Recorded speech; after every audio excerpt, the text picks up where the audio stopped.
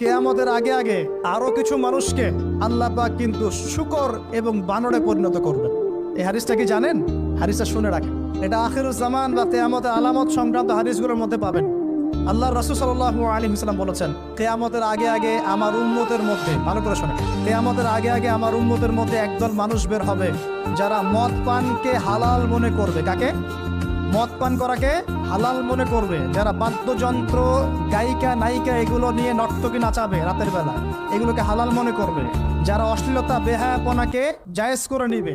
ঠিক আছে, এরকম কয়েকটা পাপের কথা বলে নবীজি বলছেন একদিন সকালবেলা আল্লাহ পাক তাদেরকে ঘৃণিত বানরে পরিণত করবে। এটা হবে সামনে, কখন কিভাবে হবে আল্লাহ ভালো জানেন। এবার আমি কনসেপ্টে চলে আসি। এই যে পৃথিবীতে নেমে আসলাম, তাহলে আমরা কোত্থেকে আসছি ভাই? আমরা কি পৃথিবীর অধিবাসী ছিলাম? আমরা জান্নাতে ছিলাম, ওখান থেকে আল্লাহ পাক পাঠিয়েছে। এবার পৃথিবীতে এসে আদম আলাইহিস সালামের যুগে খুব একটা দুর্ঘটনা ঘটে নাই, একটা ঘটেছে। কয়টা? একটা। ভাই হাবিলের কোরবানি কবুল হয়, কাবিলের অন্তর্দাহ হয়, জ্বালা হয়। কেন হাবিলেরটা কবুল হবে, কাবিলের কেন হচ্ছে না? এই হিংসার বশবর্তী হয়ে কাবিল হাবিলকে হত্যা করে ফেলে। হত্যা করে লাশটা দাফন করার পদ্ধতিও তার জানা ছিল না। আল্লাহ কাককে পাঠালেন, কাককে দেখে সে শিখলো। প্রথম দুর্ঘটনা হচ্ছে হাবিল কাবিলের দুর্ঘটনা। বলে রাখি, আজকেও নিজের ভাইয়ের বেশে বহু কাবিল মুসলিম সমাজের মধ্যে ঘুরে বেড়ায়। নিজের ভাইয়ের লেবাসে, পোশাকে, সুরতেই বহু কাবিল এখনো কিন্তু মুসলিম সমাজে ঘুরে বেড়ায়। তো আমরা কাবিলদেরকে কাবিলের পরিণতি সম্পর্কে সচেতন করতে চাই। হাবিল বলেছিল, তুমি যদি আমাকে মারতে আসো, আমি তোমাকে মারার জন্য হাত বাড়াবো না। হাবিল জান্নাতে যাবে আর কাবিল জাহান্নামে যাবে। কেন কাবিল জাহান্নামে যাবে? নবীজি বলেছেন, পৃথিবীর প্রথম হত্যাকাণ্ড সংগঠিত করেছে কাবিল।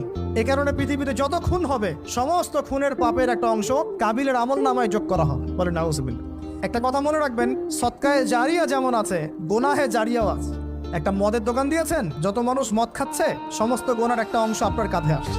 সিনেমা হল করেছেন, মানুষ সারাদিন নেকটা ছবি দেখে, নগ্ন ছবি দেখে, যত মানুষ এখানে পাপ করবে, সমস্ত পাপের একটা অংশ আপনার কাঁধে যাবে।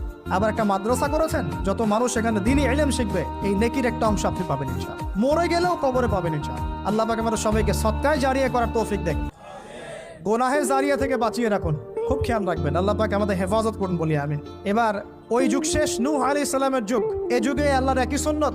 নূহ আলাইহিস সালাম 950 বছর দাওয়াত দিলেন, 40টা বা 80টা পরিবার ইসলাম কবুল করেছে, বাকিরা করে নাই। যারা করে নাই আল্লাহ পাক তাদেরকে ডুবিয়ে মারলেন, যারা করেছে আল্লাহ পাক উদ্ধার করলেন। সোজা কথা। আজকে সারা পৃথিবীতে যত মানুষ আমরা বেঁচে আছি না, আমরা কোনো না কোনো ভাবে ওই 80 পরিবারের সদস্য। আমরা ভাই ভাই, আমরা ওই ফ্যামিলি, 80 ফ্যামিলির অন্তর্ভুক্ত। কিরকম করে? নূহ আলাইহিস সালামের 4 সন্তান ছিল। কয় সন্তান? এক সন্তানের নাম হচ্ছে হাম। কি নাম? হাম। হাম ছিল একটু কালো বর্ণের। হামকে দিয়ে আফ্রিকার কন্টিনেন্টে যত মানুষ দেখছেন, ব্ল্যাক স্কিনের, কালো স্কিন, এরা সবাই হামের বংশধর। মজা না বিষয়টা? মানুষের অস্তিত্ব পৃথিবীতে, ইতিহাস, এগুলো খুব ইন্টারেস্টিং টপিক। ইতিহাস পড়তে থাকলে আপনি ডুবে যাবেন। কত কিছু বিশ্বে হয়েছে আর কত কিছু হবে সামনে।